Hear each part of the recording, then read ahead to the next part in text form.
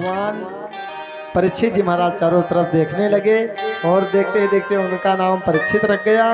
धीरे धीरे समय के अनुसार महाराज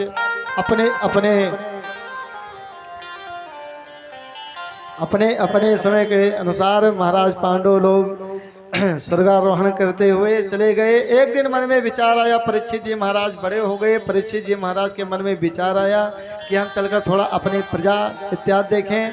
श्री परीक्षित जी महाराज चलने लगे तो उन्होंने रास्ते में एक बहुत अद्भुत दृश्य देखा। क्या देखा महाराज? कि एक बैल और गाय दोनों रो रहे थे, आपस में बात कर रहे थे। क्या बात कर रहे थे? कि अब भगवान कृष्ण कन्हैया चले गए हैं हमारे और पांडव भी नहीं रहे। अब देखो इस संसार में क्या होगा, कलयुग आ गया महाराज। और जब महाराज परीक्षित जी जा रहे थे तो परीक्षित जी ने देखा तो बोला कि आप कौन हैं? गौ माता तो कुछ नहीं बोली, बैल भी कुछ नहीं बोला, और दोनों एक माँ पृथ्वी है और बैल धर्म है, चारों पांव टूटे। अच्छा महाराज, भगवान केवल 4 लोग के लिए अवतार लेते हैं। किनके किनके? विप्रधेन सुर संत हित लीन मनोजे अवतार। सबसे पहले कौन? विप्र, धेनु, सुर, संत। महाराज ब्राह्मण की इतनी महिमा की यदि वास्तविक में अगर ब्राह्मण अपने कर्तव्य पर रहे तो साक्षात भृगु जी महाराज नारायण के हृदय पर लात मार दिया था। लेकिन वो हंसकर कह रहे हैं कि प्रभु, हे विप्र देवता, आपके श्री चरण में कहीं चोट तो नहीं पहुंची? आपके पैर में कहीं चोट तो नहीं पहुंची? लक्ष्मी पत नारायण भगवान के यह प्रेम देखकर वहां पर भृगु जी महाराज बहुत दुखी हो गए और ब्राह्मण का सम्मान करते हमारे लक्ष्मी पत नारायण प्रभु। तो जब विप्र बैल और गाय आपस में बात कर रहे थे, वहां पर एक कलयुग डंडा मारा था। फिर उसके बाद में अब थोड़ा कथा को शीघ्र की ओर ले चले समय के अनुसार। और हाथ में तलवार लिए श्री परीक्षित जी महाराज जैसे दौड़े तो वह काला कलूटा कलयुग तुरंत बोल पड़ा,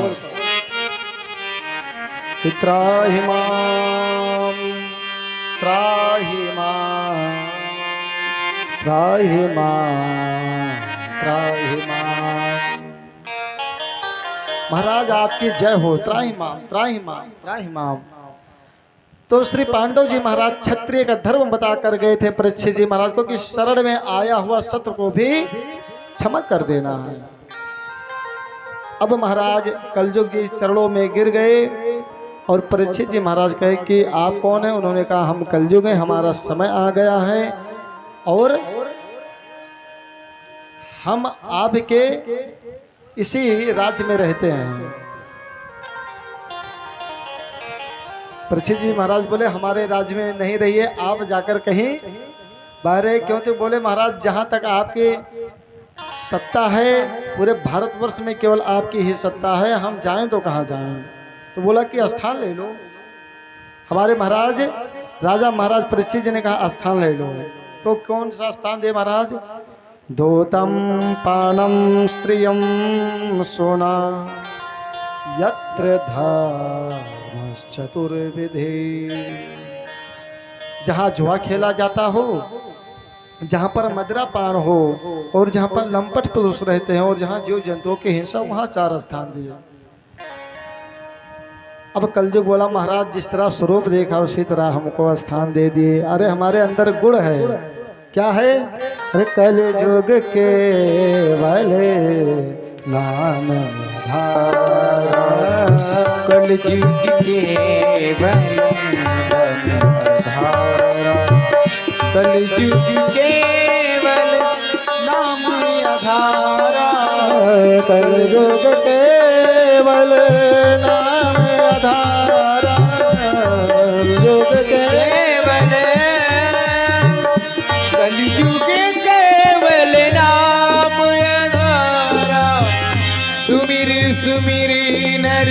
उतरे पारा सुमीरे सुमीरे नर उतरे पारा सुमीरे सुमीरे नर उतरे पारा सुमीरे सुमीरे नर उतरे पारा कल युग केवल नाम आधारा कल युग केवल नाम आधारा।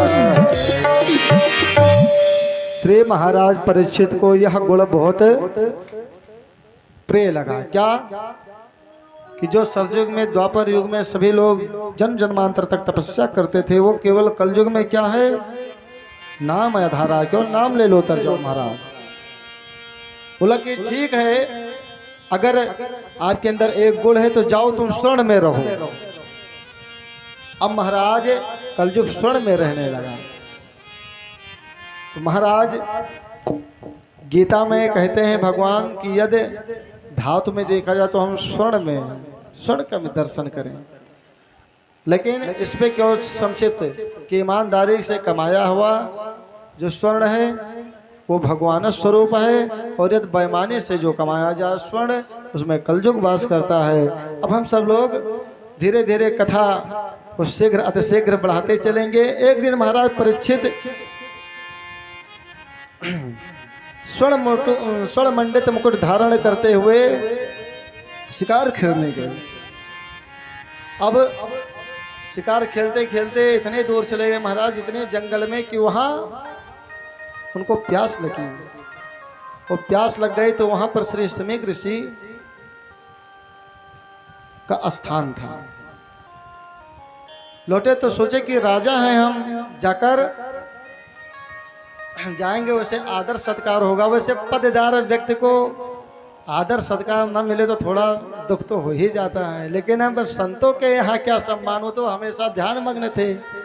लेकिन वो जो स्वर्ण मुकुट पहने हुए थे, तो भागवत महापुराण में नहीं अन्य ग्रंथ में लिखा हुआ कि वह मुकुट जब भीमसेन जी श्री महाराज जरासंध का वध किया था, तब वही मुकुट जो खजाना था वो मुकुट जरासंध का था, ऐसा वर्णन आता है।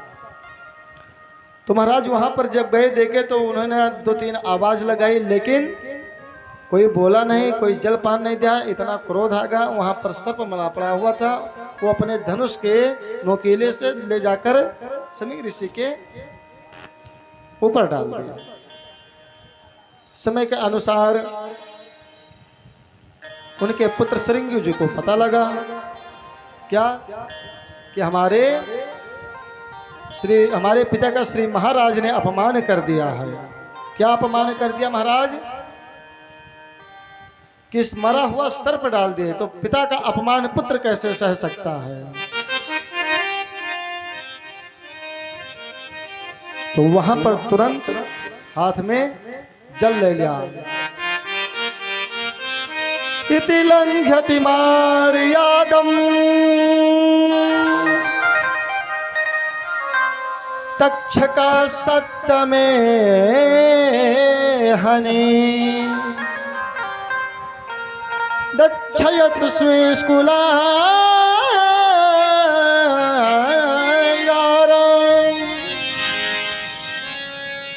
ओदितो में ततद्रोहम्। श्राप दे दिया है महाराज परीक्षित, आपने हमारे पिता का अपमान किया है और कौशिकी नदी में स्नान करे वह श्रृंगी ऋषि श्राप दे दे कि जाओ यही सर्प आज के 7वें दिन आपको डसेगा। अब महाराज श्री महाराज परीक्षित को कुछ लोग जाकर बताए कि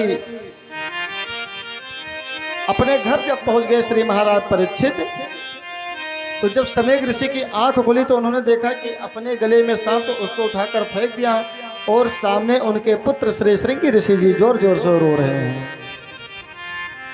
पुत्र क्यों रो रहे हो? तो बोले कि पिताजी आप यहाँ के राजा श्री महाराज परीक्षित आपका अपमान कर दिए हैं और हमने उनको फल दे दिया। क्या क्या पुत्र? हमने उनको मृत्यु का श्राप दे दिया। यहाँ पर ब्राह्मण को क्या सीखना चाहिए?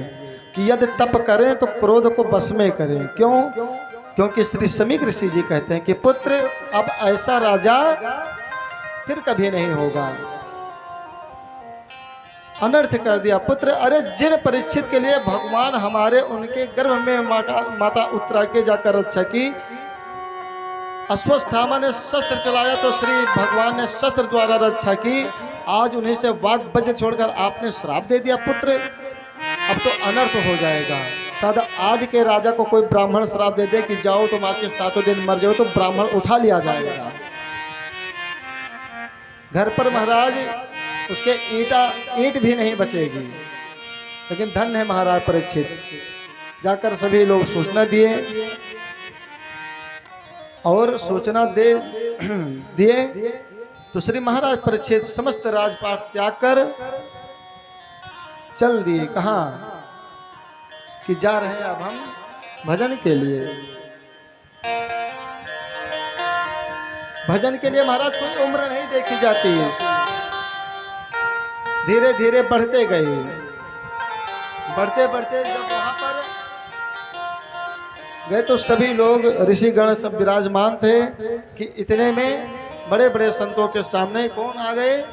श्री महाराज सुखदेव आ गए। अरे तत्रा भवद भगवान व्यास पुत्रो यदृक्षया गामत्मानो नपेक्षा अलक्षलिंगो निजलाभ तुष्टो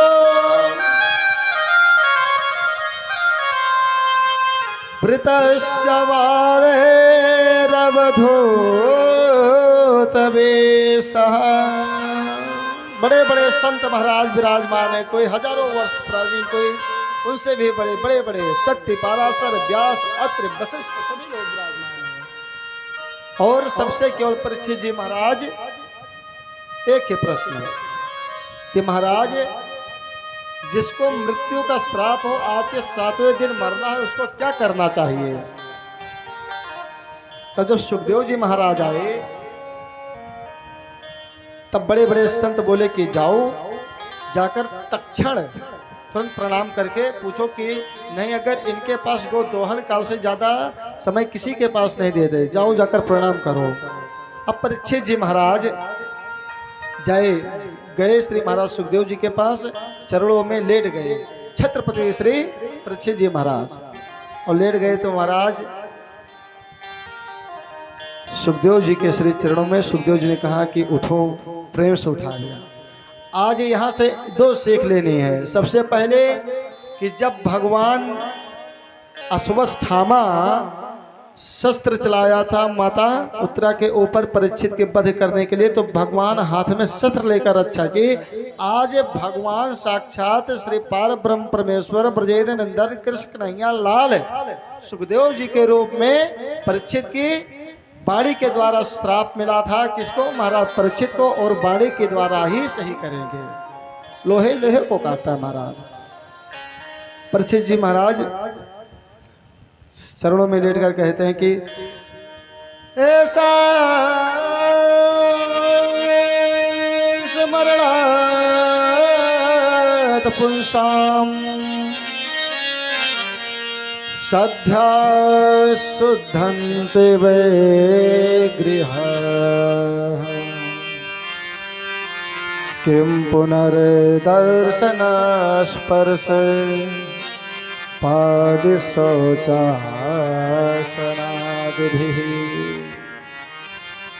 अतः प्रेक्षामि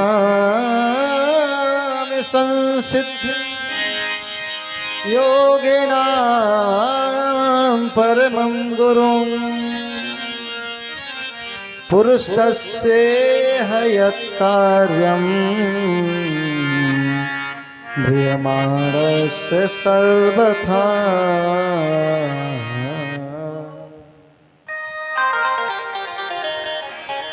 महाराज मैं कुछ नहीं पूछ रहा हूं, केवल एक ही छोटा सा प्रश्न।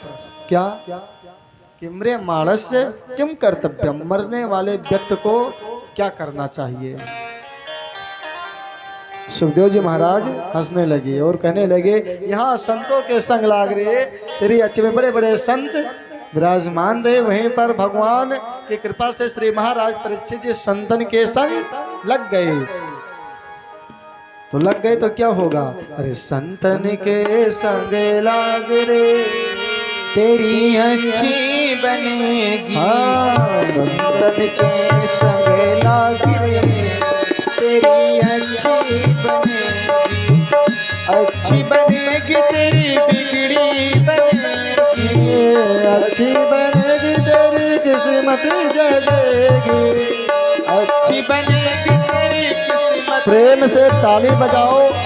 वो तेरो बड़े भाग रे क्या हो? तेरी अच्छी बनेगी। संतन के संग लाग रे तेरी अच्छी बनेगी। संतन के संग लाग रे तेरी अच्छी बनेगी। संतन के संग लाग रे तेरी अच्छी बनेगी।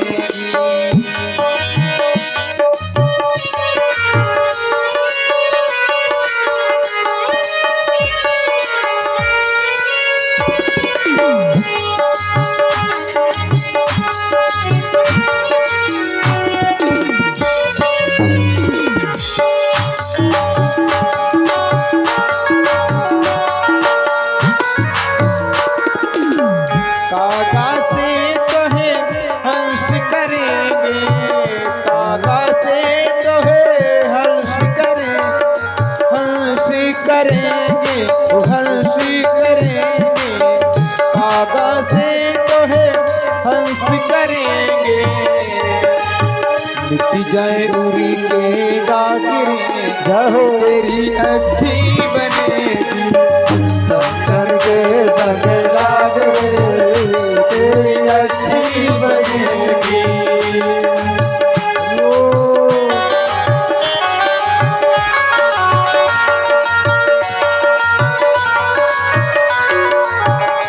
से ताली बजाते हुए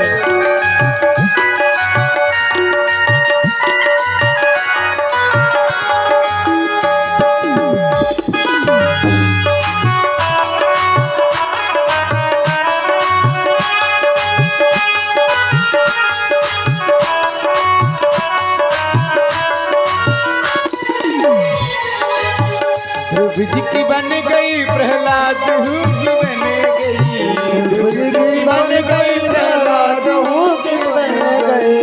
ध्रुव जी की बन गई प्रहलाद हूँ की बन गई। ध्रुव जी की बन गई प्रहलाद हूँ की बन गई। हरि कीर्तनी में लाग रे जय हो। तेरी अच्छी बनेगी। हरि कीर्तन में लाग रे तेरी अच्छी बनेगी। संतन के संग लाग रे तेरी अच्छी बनेगी। संतन के संग लाग रे तेरी अच्छी बनेगी। हो।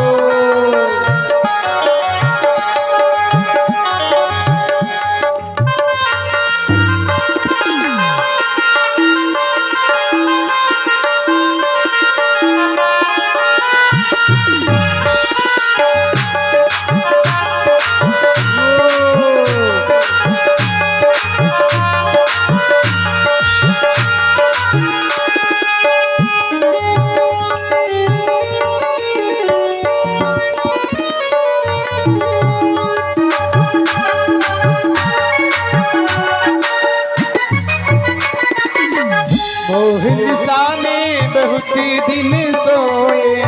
मोहन सा में बहुत दिन सोयो। मोहन सा में बहुत दिन सोए। मोहन सा में बहुत दिन सोयो। जागी सके तो अब जाग रे तेरी अच्छी बनेगी। जाग सके तो अब जाग रे तेरी अच्छी बनेगी। संतन के संग लाग रे तेरी अच्छी बनेगी।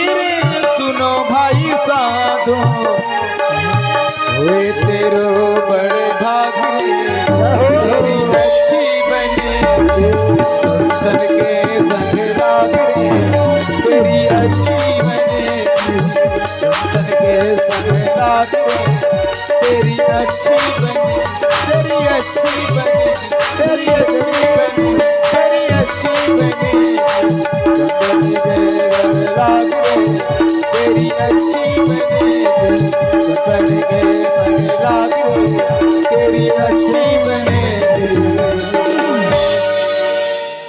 बोलो श्री बाके बिहारी महाराज की जय। तो संतन के संग लाग तेरी अच्छी बनेगी। आज श्री महाराज परीक्षित जी गंगा के तट पर श्री सुखदेव जी महाराज के श्री चरणों में साष्टांग प्रणाम करके केवल पूछा कि महाराज बहुत लघु प्रश्न है कि मेरे मानस किम कर्तव्यम। श्री महाराज परीक्षित जी से कहे सुखदेव जी की ठीक है। और सुखदेव जी महाराज उनके प्रश्न का उत्तर देने लगे। और कल कथा श्री सुखदेव जी महाराज बताएंगे परीक्षित जी को कि मेरे माण मनुष्य का क्या कर्तव्य होता है। तो आइए थोड़ा दो चार नाम केवल प्रेम से कीर्तन हो जाए। ऋणि कुंज में विराजे घनश्याम राधे राधे कुंज में विराजे घनश्याम राधे राधे कुंज में विराजे घनश्याम राधे राधे कुंज में विराजे घनश्याम राधे राधे श्याम राधे राधे